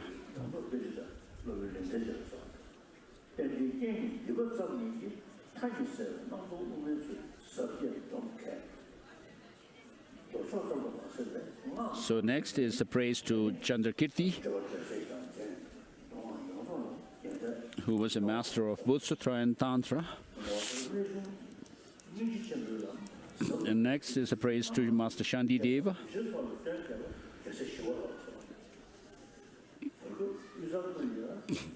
So in central part of Tibet, the teaching of Shantideva's Bodhisattvacharya Avatara was not so prevalent for some time, and so I have been doing my best to pass on the transmission of this text. And next is the prayer to Chandarakshita. And then next comes Kamalashila. He was a very kind master to us. Until this day, the fact that we have the tradition of explaining the Nalanda tradition, the writings of the Nalanda masters, is thanks to Chandarakshita and his disciple Kamalashila. So there are many Buddhist countries in the world today, and then there are many who follow the Nalanda tradition. We can talk about the China, Tibet, and Mongolia. But the tradition of memorizing the text and then explaining them word for word, and then using logic based on the logical texts and to scrutinize the teaching thoroughly. This exists amongst the Tibetans alone. So Chandarakshita instructed the Tibetans to translate the teachings into Tibetan so that the Tibetans may not have to use Sanskrit as the medium, but use their own language.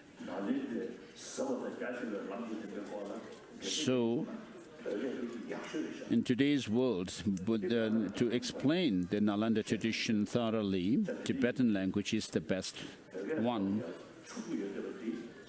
So the richness of the teaching of the Buddha in Tibetan is because earlier Tibetan language was a primitive language.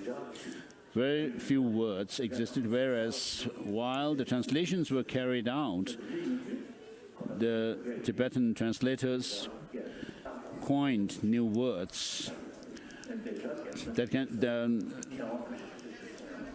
and therefore the Tibetan words, vocabulary, Dharma vocabulary became enriched as the translations were carried out. And therefore, today, the Nalanda tradition can be explained fully in our language.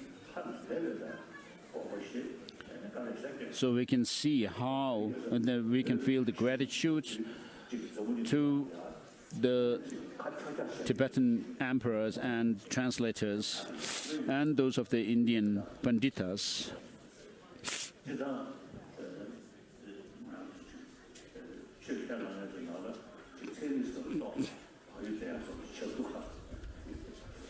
So amongst the followers of our religions, there are people who find it a little bit uneasy to talk about science as such, whereas the follower of Nalanda tradition, especially like us, who use much reasoning,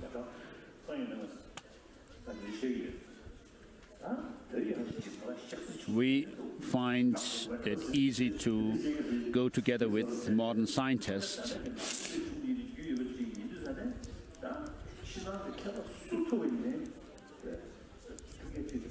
So because we follow reasoning, it gives us this courage and the pride to sit together with scientists and have dialogues.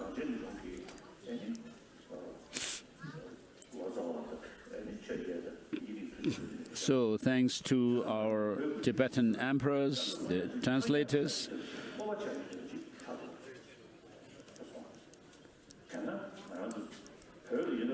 we could feel proud of this Nalanda Buddhist tradition that we are following.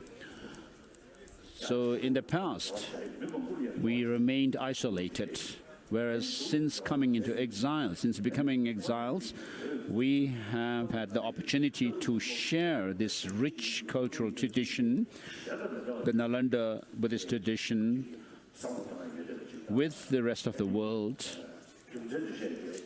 which is based on reason, which could be explained through reason. So coming into exile is like a blessing in disguise for us Tibetans.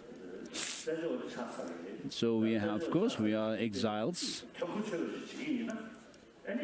But if we could make it worthwhile, if we could make ourselves worthy of becoming exiles, then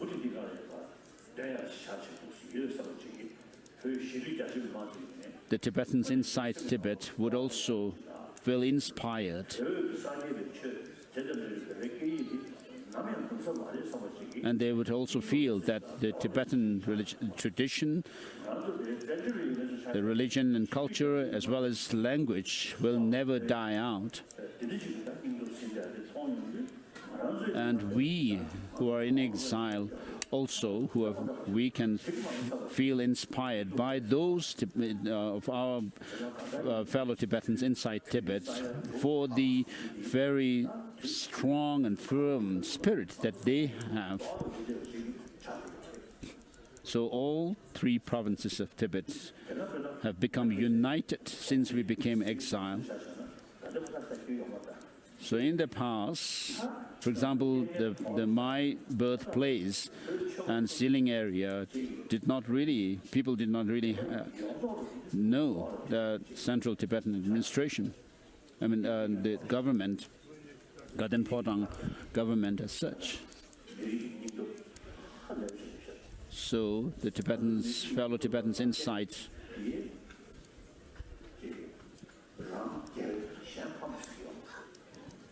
and those in exile, we have this spirit, this excellent spirit, which is not, with which we do not seek victory for ourselves and defeat for our others, but we are a strong people since the time of, which is the product of our emperors.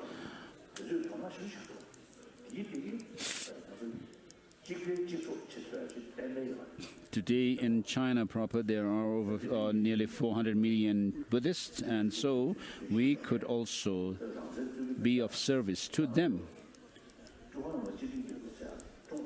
We could explain to Chinese brothers and sisters that we are not seeking independence, but we wish to live within the People's Republic of China, enjoying the same rights and freedom as provided in the Constitution of PRC.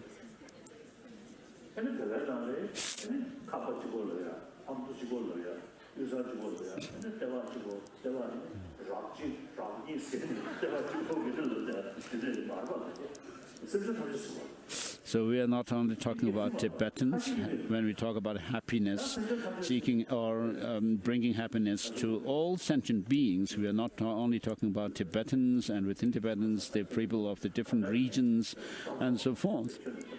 But the galaxies are infinite. In our text, there is mention of hundreds of millions of world systems, the trichilocosm, which are the hundreds and millions in number.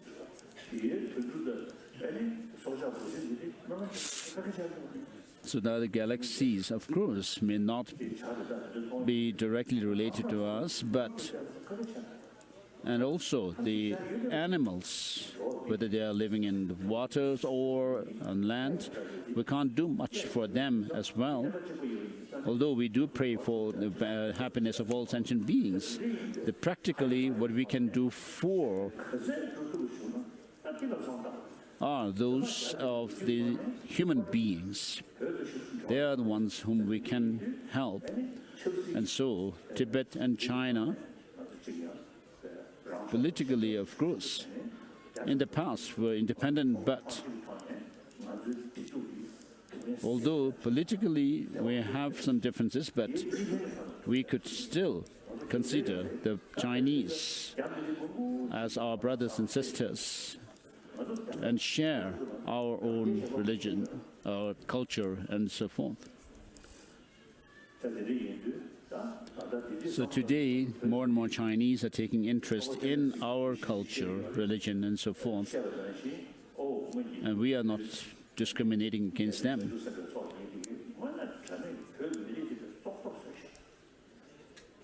So the past emperors and ministers and so forth, those great bodhisattvas, have actually united the whole of Tibet in the past. So we who are in exile are proud that we have been able to preserve our own culture and so forth. So the people in the administration, the central administration and so forth, Gundeling Zasak and Wang Dorla and so forth, Tsong Tamdinla and so forth, have done their best. We're really dedicated people. Those past generations have done well. We're very dedicated, and as a result,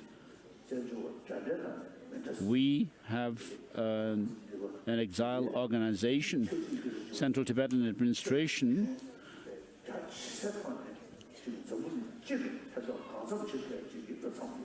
And we are at a time when we can say that we would be able to, or we are able to contribute to the world at large from our tradition. And so I always say that those who have been dedicated to the preservation and promotion of our culture, tradition, and so forth, have made their human life worthwhile.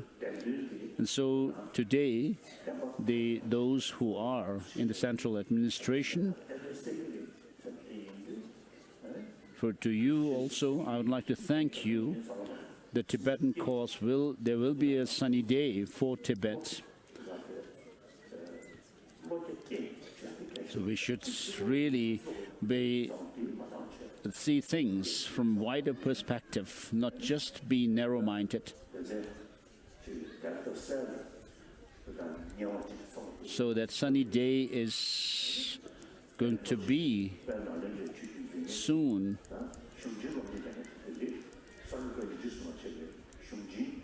There, so the 13 classic texts written by the Nanda Masters, we are the ones who are the custodians of these classic texts, and we do study them.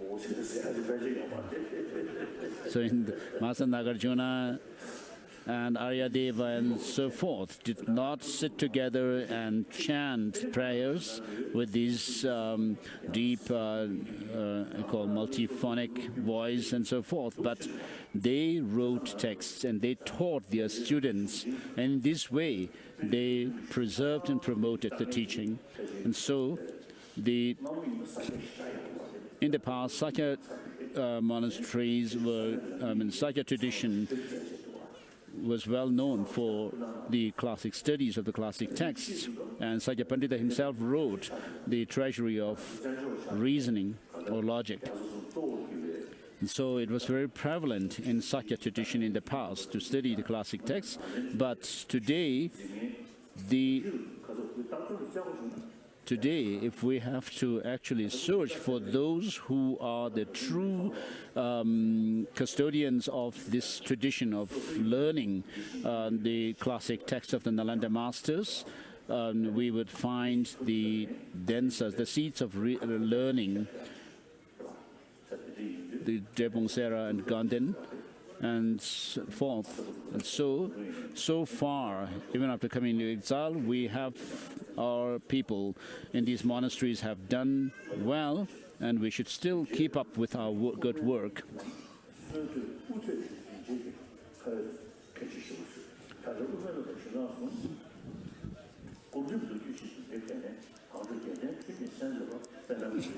So the prayer to Chandrakshita and Kamala Shila done.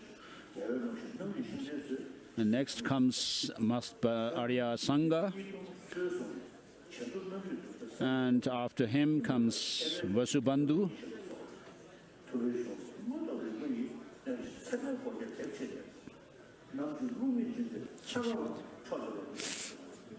And then after him comes Dignaga, and Dignaga and Dharmakirti were well-known masters of logic and epistemology. So in the second chapter of Pramana Vartika by Dharmakirti, he actually explains the verse of homage written by Dignaga in his Pramana Samuchaya in an excellent way. So some time ago, I had discussions with Thai monks on the Four Noble Truths, the 16 characteristics, and also the 37 factors of enlightenment. And I asked them whether they explained these on the basis of scriptural quotations or reasoning. And they said scriptural quotations. And then immediately I reflected on the Dignaga and Dharmakirti. And Dharmakirti says, on the basis of understanding impermanence, We understand how suffering comes about. And on the basis of insight into suffering, we could gain insight into selflessness and so forth. So these are based on reasoning. And then next comes Vimuktisena.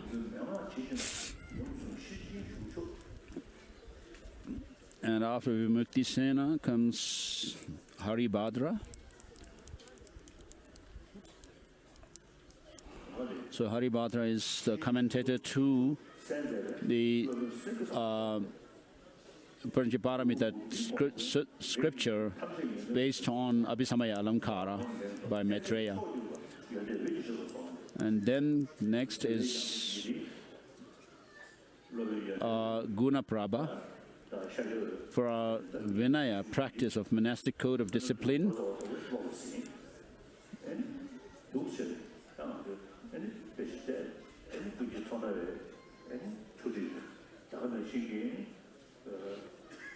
So we study Gunaprabha's Vinaya Sutra on the basis of Kunchen Tsonawa's commentary.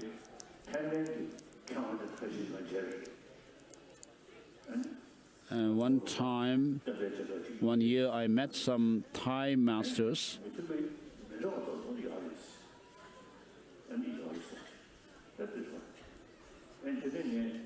So I told them that there are some differences between us, and they agreed.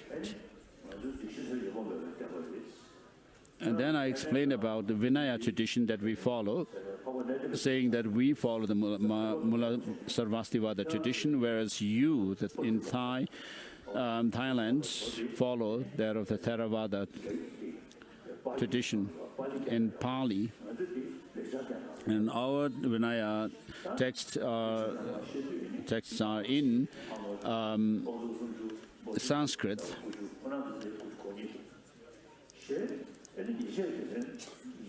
And then we went through the different vows, such as the 4 defeats and the 13 remainders and so forth. And when I explained these Vinaya rules to them, they were quite surprised and said that, oh, you too, Tibetans, you too have the Vinaya practice. So in the past, Tibetan tradition was known as Lamaism. So they found it quite surprising that the Tibetans have the Vinaya practice. And they asked me if you have really this kind of a very detailed practice of Vinaya. And I said yes. So today what we should do is we should not discriminate against the Theravada or the Pali tradition, but we should actually sit together, gather and have discussions with the Pali tradition, upholders of the Pali tradition, and we could also exchange with each other so that we could actually have the translations of the text from Pali into Tibetan and Tibetan to Pali and so forth.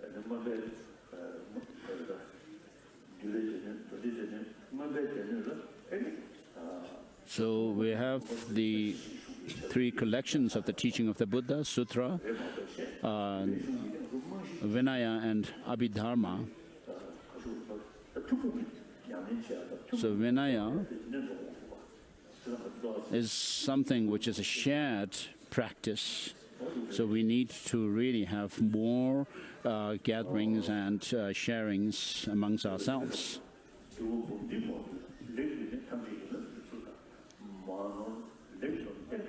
And after Gunaprabha comes the prayer to Shakyaprabha. And then next comes Master Atisha, the kind master who's made the teaching of the Buddha flourish in Tibet. And then the next verse is about maturing and liberating oneself. How do we do that? Is through the understanding of the two truths, based on which we understand the Four Noble Truths and understand how we come into and exit from samsara, and then finds conviction in the Three Jewels and so forth.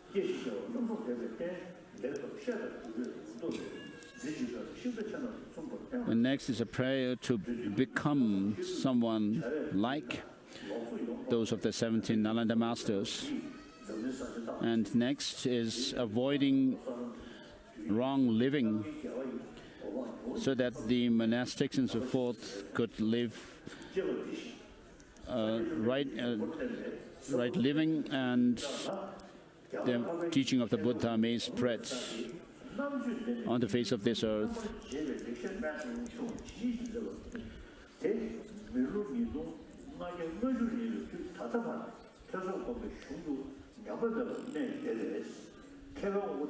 So for the last 2,500 and more years, the teaching of the Buddha has lived in this world.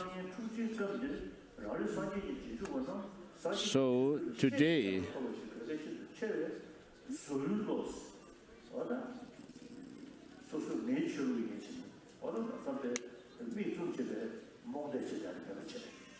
so not saying that this is my tradition, the teaching of the Buddha, but by really being unbiased, and then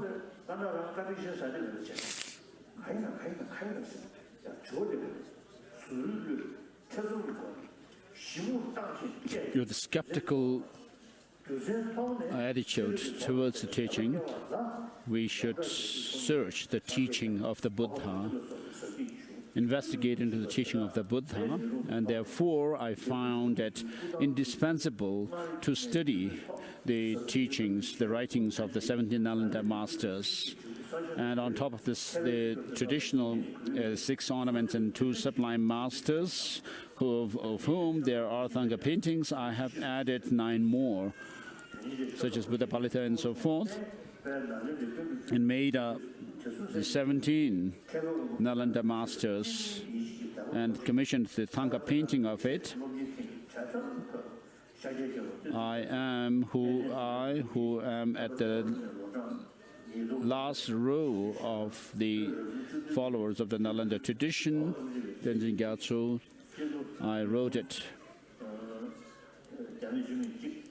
in 2001, December 15, 2001, in Tejing Churling, Dharamsala, Kangra district, Himachal Pradesh, India.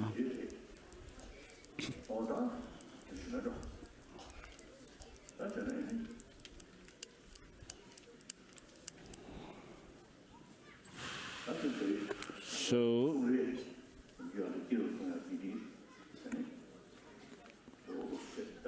we have done the Jataka tale, reading the Jataka tale, and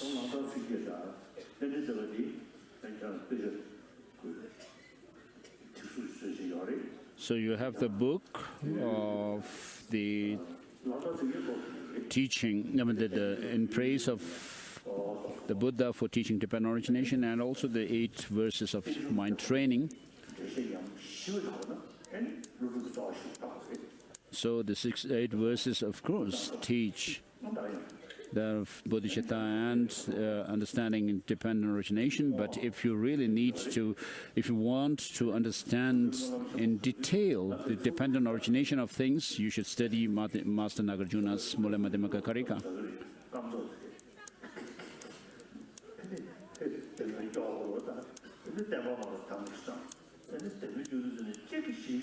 So when I was young, I was very nervous when I had to attend the Monlam prayer festival, especially the afternoon session, when I had to recite all, from memory, the different prayers.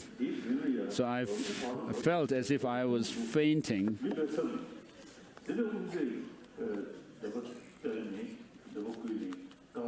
So when we reach the point of reciting the prayer where it says,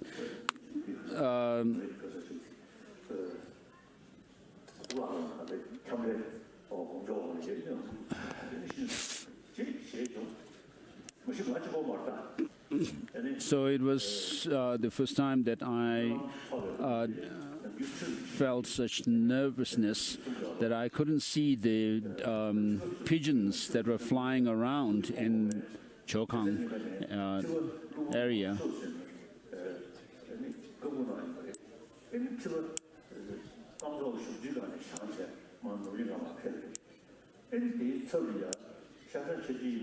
So it was not only me who felt such nervousness during the Mönlam prayer session.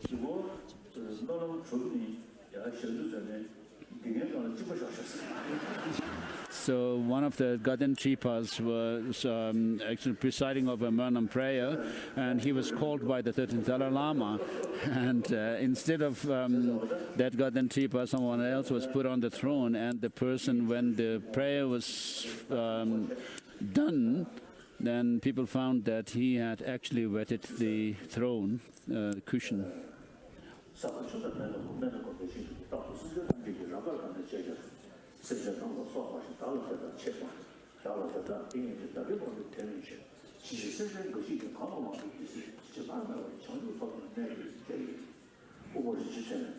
So these are verses from Master Nagarjuna's Ratnavali.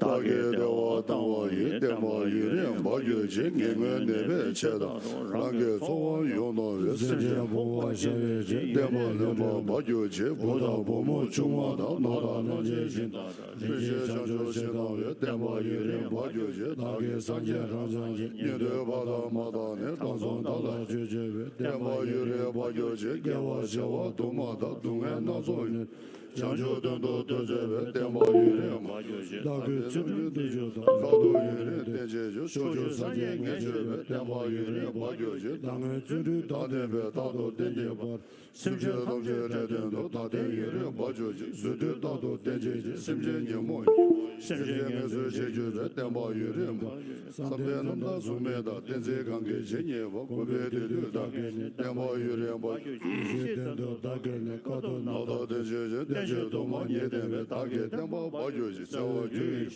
so wa yong so dang ju ji yang da ni la shi su na ba be ju ji dang me di be sim je na chan be sa wa me ju ji de ba song la ra ge be chi ju chi ju ye ju ji dang me tam chi ju ba na sim je dang me le ju ji yang da da la ge je be chi de na ba be ju ji da ge sim je dong ji ye mo me le ta je be da ge be de ba je de da wo yu re ne ju ji da ge mu de je she da da ye chu le de yang da da la ge je be da go da do ge ju ji yu re de mo去给家我送个我去是那个呗，一个生活生活都推荐我了生活生活。修大大新年的所大年所年老年的要我所着我也得我也得我有求。今世怎么我你要我到。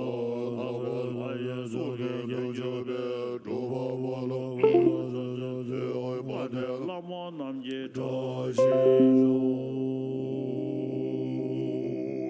chu bo bo la bo da se je ju me che le da che ma ji shen do tam se ju lo me do cho zo be ye dong la zo na je tra shi ro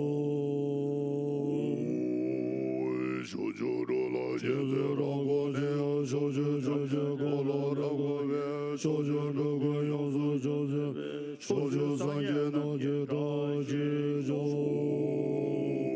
ka la je be ne jo ta ma de ang mo je zu ru ma ye do do che ro